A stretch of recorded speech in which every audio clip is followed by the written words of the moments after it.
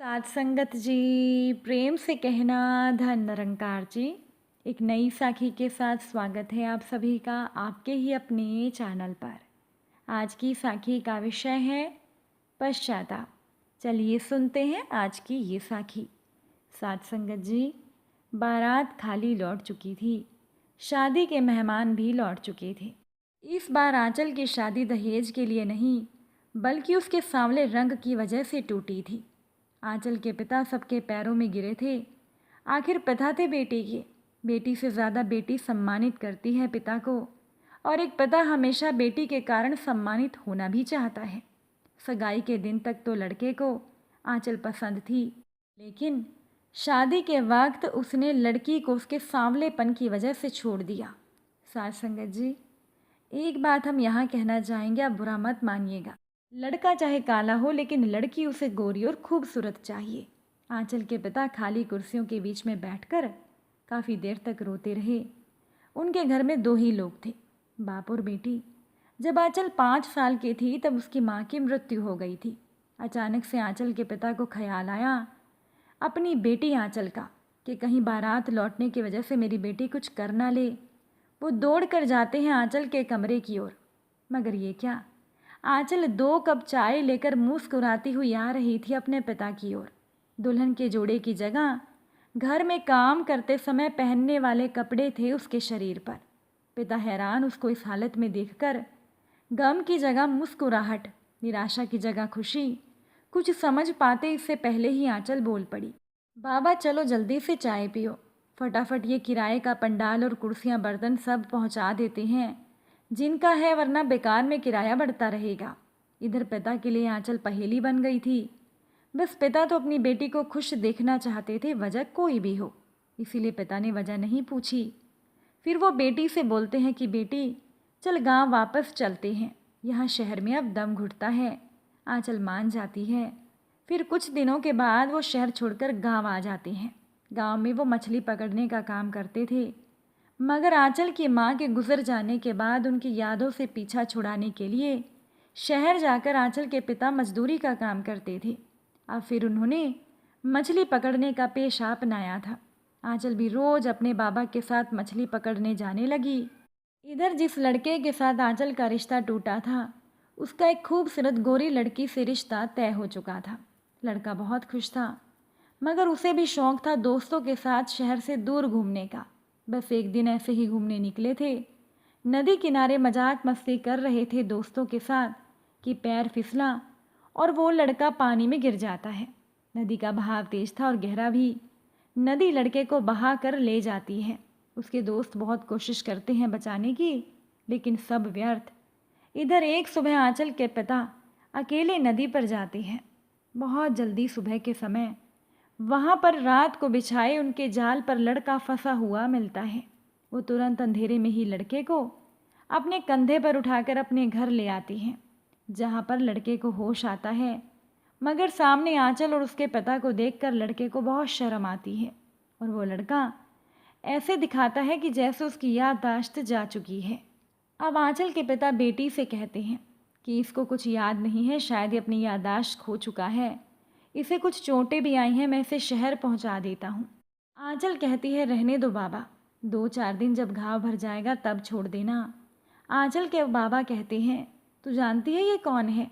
आंचल मुस्कुराकर अपने बाबा से लिपट कर कहती है क्यों नहीं बाबा, मैं जानती हूँ, मगर वो पुरानी बातें हैं जो बीत चुकी हैं। अब नया ये है कि इनके घाव का इलाज किया जाए। वैसे भी इन्हें अब सांवलेपन से कोई दिक्कत नहीं होनी चाहिए, क्योंकि ये तो अपनी याददाश्त खो चुके हैं। ये हमारे घर आए घायल मेहमान हैं, इसीलिए इन्हें ठीक करना हमारा धर्म है। मगर आंचल के पिता ने मुस्कुराहट के बीच भी अपनी बेटी के पलकों पर कुछ नमी महसूस ज़रूर की थी। लड़का सारी बातें सुन लेता है। अब लड़का बहुत हैरान था। उस लड़के का इलाज शुरू होता है। इधर हर समय लड़की उस लड़के की देखभाल करती है। आंचल के ख्याल रखने के तरीके को देखकर उस लड़के को आंचल पसंद आ जाती है। दोनों में बातें भी हो जाती हैं। एक दिन जब लड़के का घाव भर जाता है तो लड़का आंचल से कहता है कि मैं कौन हूँ, कहाँ से आया हूँ, मेरा नाम क्या है, मैं कुछ नहीं जानता, मगर तुम्हारा अपनापन देखकर मुझे यहीं रहने का मन करता है हमेशा के लिए। आंचल कहती है आप चिंता ना करो, मेरे बाबा कल आपको शहर छोड़ आएंगे, गाड़ी की छत पर बिठाकर। लड़का कहता है, क्या तुम मेरा मजाक बना रही हो? आंचल कहती है, अरे नहीं नहीं, हमारी इतनी औकात कहाँ जो हम किसी का मजाक बना सके। लड़का आंचल से कहता है, क्या तुम्हारा कहीं पर रिश्ता तय हो गया है? क्या तुम्हारी शादी हो चुकी है? आंचल कहती है, नहीं। हाँ, मगर किसी एक को मैंने अपनी दुनिया माना था, मगर उसने मुझे अपना बनाने से इनकार कर दिया। लड़का कहता है, ज़रूर वो कोई पागल ही होगा जिसने तुम्हें मना किया। आंचल कहती है, नहीं, वो एक समझदार लड़का था, पागल होता तो मुझे अपना लेता। लड़का कहता है कि अगर वो लड़का फिर से दोबारा अपनी गलती को स्वीकार करके तुम्हें अपनाने आ जाए तो क्या तुम उससे शादी करोगी? अब दूसरी तरफ आंचल के पिता दूसरे कमरे से दोनों की बातें सुन रहे थे। आंचल कहने लगी, गलती उनकी कुछ भी नहीं थी, तो मैं कैसे बिना गलती के उन्हें माफ़ कर दूं? गलती तो मेरी थी। लड़का खुश होकर कहता है, इसका मतलब तुम उस लड़के से शादी कर लोगी? आंचल कहती है, बिल्कुल नहीं, अब दोबारा उससे शादी करने के बारे में मैं सोच भी नहीं सकती। लड़का कहता है, क्यों, अब क्या उलझन है? आंचल कुछ देर खामोश रहती है। शायद कुछ कहने से पहले वो खुद को संभालना चाहती थी। शायद उसके पलकों पर दर्द पिघल रहा था। अंदर आंचल के पिता भी हैरान चकित होकर बेटी के मुंह से निकली हुई वजह सुनने को बेताब थे। आंचल की आंखों में आंसू थे। आंचल लड़के से कहती है, उस दिन मैंने अपने बाबा को उस इंसान के पैरों पर सर रखकर मेरे लिए गिड़गिड़ाकर रोते हुए देखा था। मेरे उस पिता को जो मेरा अभिमान, मेरा घमंड है। पता है, उस दिन मैं तसल्ली से अकेले में बहुत रोई। बारात लौट चुकी थी, लोग जा चुके थे, मगर एक शख्स ऐसा भी था जो अपनी बेटी के लिए सबके पैर पकड़ पकड़ कर थक सा गया था। वो सिर्फ अकेला बैठा था अपनी तकदीर पर रोने के लिए। खिड़की से बहुत देर तक मेरे उस बेबस बाबा को नमी आंखों से मैं देखती रही जो मेरा सब कुछ था। मैंने अचानक अपनी पलकों को पोंछा, फिर ठीक से धोया और फिर दूसरे कपड़े पहने, फिर चाय बनाई। कितना मुश्किल था उस समय खुद के आंसुओं को रोकना, क्योंकि उस दिन मेरी ज़िंदगी लौटी थी मुझे एक लाश समझकर। ज़रूरी था मुस्कुराना, क्योंकि सामने वो शख्स था जो मेरे आंसू देखता तो शायद जी नहीं पाता। मुझे मुस्कुराना था अपने बाबा के लिए, क्योंकि मेरी खूबसूरत राजगद्दी के मेरे बाबा मेरे राजा हैं और मैं उनकी राजकुमारी। मुझे सांवली मानकर एक शख्स ने मुझे ठुकरा दिया, मगर मेरे बाबा मेरे लिए वो शख्स थे। जब मेरे 5 साल की उम्र में माँ गुजर गई थी, तब भी उन्होंने दूसरी शादी नहीं की कि कहीं उनकी राजकुमारी को कोई दूसरी औरत आकर ना सताए। अंदर आंचल के पिता का बुरा हाल था। पहली बार वो बेटी के मुंह से उस दर्द की कहानी सुन रहे थे, जिस दर्द को बाप की खातिर झूठी मुस्कान की चादर से बेटी ने ढक कर रखा था। इधर आंचल रोते रोते आगे कहती है, हर बेटी के अच्छे बाप की ज़िंदगी और मौत बेटी के पलकों पर छुपी होती है। जहाँ बेटी मुस्कुराई वहाँ एक पिता को दोगुनी ज़िंदगी मिलती है। जहाँ एक बेटी रोई, बाप एक तरह से मर जाता है। मैं सांवली थी उनके लिए, मगर मैं अपने पापा के लिए एक राजकुमारी हूँ।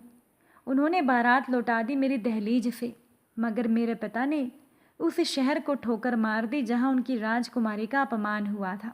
अब आप सोचो ना कि कैसे कर लूँ शादी उस शख्स से दोबारा जिसने मेरे खुदा को अपने कदमों में झुकाया हो। माना मैं सांवली हूँ, मगर हूँ तो एक बेटी ना। लड़का पल के झुकाए सारी बातें सुनता रहा, रो भी रहा था।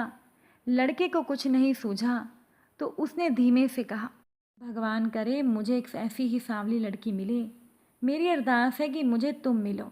फिर आंचल को उसकी हालत पर छोड़कर वो आंचल के पिता के कमरे में आता है, जहाँ आंचल के पिता रो रहे थे। लड़के को देखकर वो खड़े हो जाते हैं, मगर तब लड़का उनके पैरों में गिरकर माफ़ी मांगता है और कहता है, मेरी याददाश्त बिल्कुल ठीक है, मगर आप ये बात आंचल को मत बताना, वरना ये गुनाह पहले गुनाह से बड़ा होगा। शायद याददाश्त मेरी उस वक्त गई थी जब मैंने उसे ठुकराया था, आपको झुकाया था। मैं कोई सफाई नहीं दूंगा अपनी बेगुनाही की। हाँ, मैंने गुनाह किया है, मगर कोई मुझे सज़ा तो दे। कहते कहते लड़का रोने लगा। मुझे मेरे गुनाहों की सज़ा के रूप में आंचल दे दीजिए, मुझे आपकी राजकुमारी चाहिए।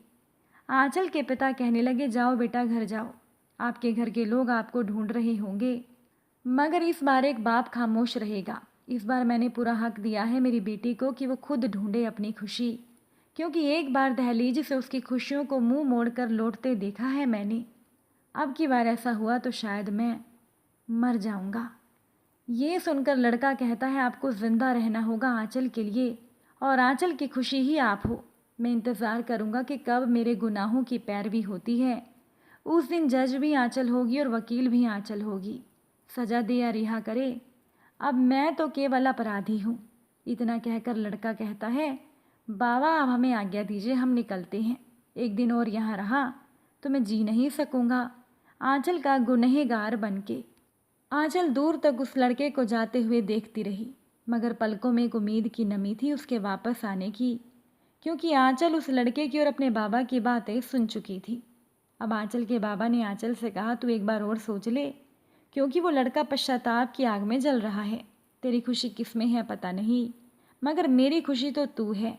और तेरे बाबा का दिल कहता है कि चल फिर तुझे सजा दो दुल्हन के रूप में उसी लड़के के साथ जिसने तुझे सांवला रंग कहकर छोड़ दिया था। आंचल कहती है, बाबा मैं तो बस आपको खुश देखना चाहती हूँ। लोग मुझसे चाहे कितनी भी नफ़रत क्यों ना करें, चाहे मुझे कोई कितना भी सताए, मुझे कोई फ़र्क नहीं पड़ता।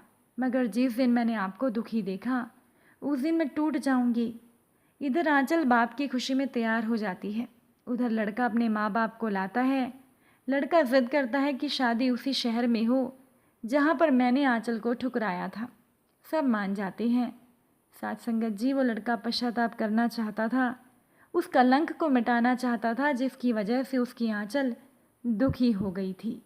अगर आज की ये साखी आपको अच्छी लगी हो, वीडियो को लाइक शेयर ज़रूर कीजिएगा। आप सभी से फिर मुलाकात होगी नई साखी और नए विचारों के साथ। साथ संगत जी प्यार से कहना, धन निरंकार जी।